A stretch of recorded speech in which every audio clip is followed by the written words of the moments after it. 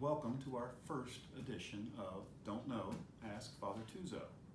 It's where we take questions from parishioners, and I will attempt to try to answer all of them to the best of my ability. First question for today from a parishioner is, what's the reason behind the number of 153 fish caught?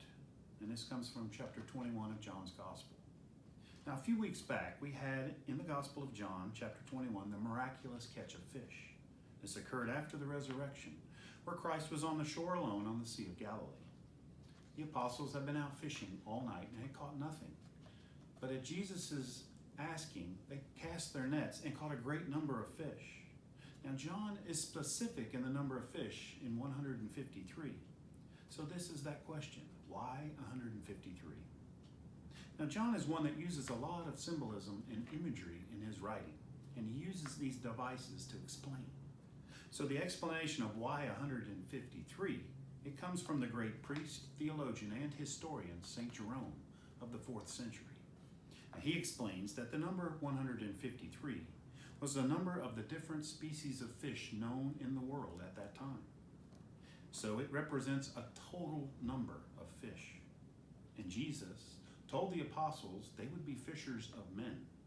So a symbolic way to show that the apostles are given the mission by the risen Christ to go out to all the world, to all the nations, and bring them into the great kingdom of God. So good question.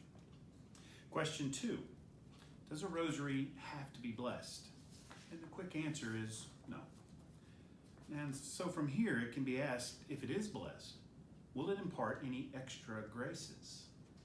Again, no, at least not the graces like we receive in the sacraments. Now, in the sacraments, we receive sanctifying grace. It's in us. It attaches to our souls.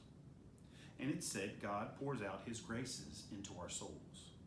Now, sacramentals, like the rosary, are different. They are external graces.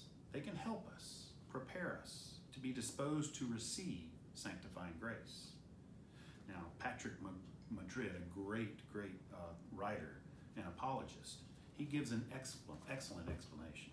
He uses the analogy of a tugboat. In a harbor, a tugboat is used to push around large ships.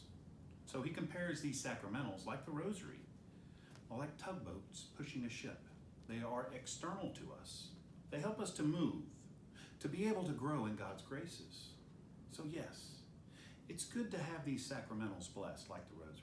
It sets them apart as holy and blessed objects to be treated as such. And so these blessed objects also should be treated with dignity. So when a blessed object is damaged and it's no longer able to be used properly, it should be disposed of properly. And we do this either by burying them or burning them. And there's a short story I like to tell on this also, on blessed rosaries, of St. Padre Pio. Now, it's said that someone wanted to get their rosary blessed by St. Padre Pio. Now, this rosary had already been blessed. So when they go to Padre Pio to have it blessed, he says, I cannot. It's already been blessed. Now, this is from a saint, so that was a pretty neat story.